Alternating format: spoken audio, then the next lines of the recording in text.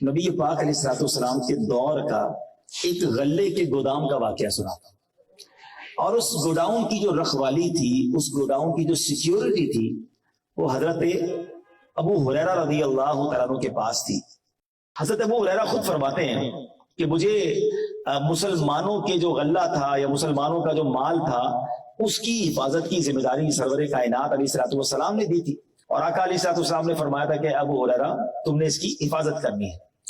تو اب آپ کہتے ہیں کہ میں رات کو حفاظت کر رہا تھا کہ میں نے دیکھا کہ ایک چور آیا اور غلے میں سے کچھ چوری کرنے لگا اور اپنی بوری اپنا تھیلا بھرنے لگا۔ میں نے اس کو پکڑ لیا، ریڈ ہینڈ پکڑ لیا چوری کرتے ہوئے، اور کہا میں تمہیں نبی پاک کی بارگاہ میں بھیجوں گا، یہ تو مسلمانوں کا زکوٰۃ کا مال ہے۔ تو اب وہ جو چور تھا نا، وہ بڑی ریکویسٹ کرنے لگا، رونے لگا، گر گرانے لگا، غریب آدمی ہوں، میرے بچے ہیں، مجھے معاف کر دو، آئندہ چوری نہیں کرتا۔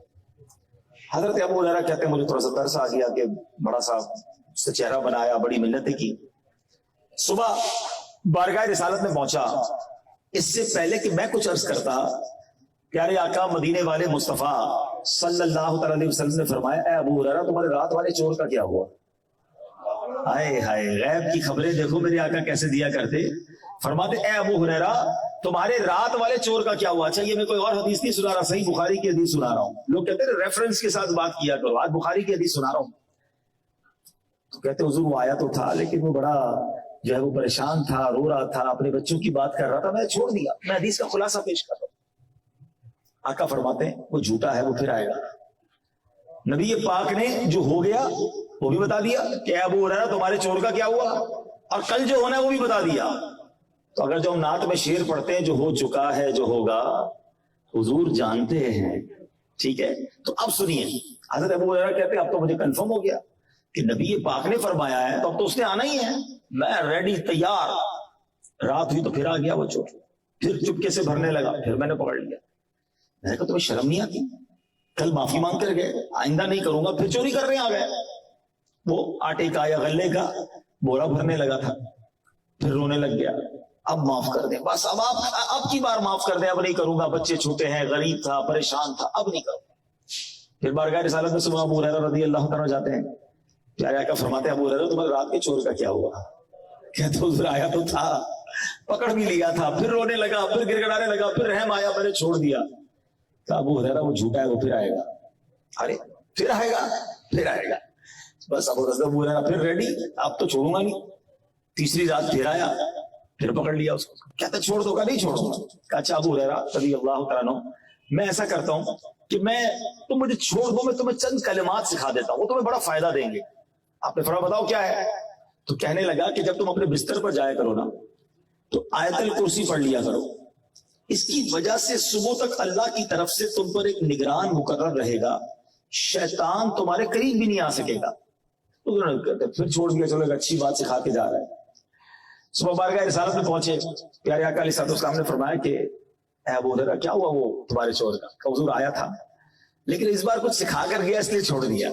فرمایا وہ کیا تھا؟ تو ابو ہریرہ رضی اللہ تعالیٰ عنہ نے وہ کلمات دہرائے کہ وہ کہتا تھا حضور کے بستر پر جاؤ تو آیت الکرسی پڑھ لینا، شیطان جو ہے وہ تم پر قریب بھی نہیں آ سکے گا، حفاظت فرشتہ کرے گا۔ اب پیارے آقا علیہ الصلوۃ والسلام نے کیا فرمایا؟ کہ اے ابو ہریرہ اس نے بات سچی کہی ہے مگر وہ ہے بڑا جھوٹا، کیونکہ وہ 3 راتوں سے تمہارے پاس آنے والا شخص کوئی اور نہیں، وہ خود شیطان تھا، شیطان آ رہا تھا۔ اب اس واقعے سے ہمیں بہت کچھ سیکھنے کو ملتا ہے۔ پہلے تو پیارے آقا کی شان، سبحان اللہ، کیا رب نے علم عطا فرمایا، کیا نظر عطا فرمائی، جو ہو گیا وہ بھی بتا رہے ہیں، جو ہونے والا وہ بھی بتا رہے ہیں۔ پتہ نہیں لوگ کس بات کی کنفیوژن میں ہیں کہ نبی پاک علیہ الصلوۃ والسلام کو علم غیب تھا کہ نہیں۔ مجھے ایک بات بتائیں، کائنات میں سب سے بڑا غیب کیا ہے؟ سب سے بڑا غیب وہ خود اللہ تعالیٰ کی ذات ہے۔ اللہ کو کسی نے نہیں دیکھا پوری دنیا میں سوائے رسول پاک علیہ الصلوۃ والسلام۔ ساری دنیا میں کسی نے بھی اللہ کو اپنے سر کی آنکھوں سے نہیں دیکھا۔ معراج کی رات رب عز و جل نے اپنے حبیب کو اپنا جلوہ دکھایا، ایسا ہی ہے نا؟ تو جب اللہ نے اپنا آپ ہی دکھا دیا تو پھر اور کیا چھپانا ہے؟ پھر کون سا غیب باقی بچ جاتا ہے؟ تو اہل سنت کا، تمام عاشقان رسول کا یہ عقیدہ ہے کہ اللہ کے بتائے سے، خدا نہ خواستہ کو یہ نہیں سمجھتا کہ نبی پاک کو اپنا علم غیب ہے، اللہ نے نہیں بتایا۔ جو رب نے بتایا اور جتنا بتایا اتنا ہمارے آقا کے پاس علم ہے. تو اس میں تو کوئی ٹینشن نہیں ہونی چاہیے کہ اللہ جسے چاہے جو عطا فرمائے. اب یہ بخاری کی حدیث بتا رہی ہے کہ سرور کائنات علیہ الصلوۃ والسلام خود بتا رہے ہیں کہ تمہارے چور کا کیا ہوا اور کل پھر آئے گا. اس سے زیادہ اور کیا کلیریفائی ہو سکتا ہے.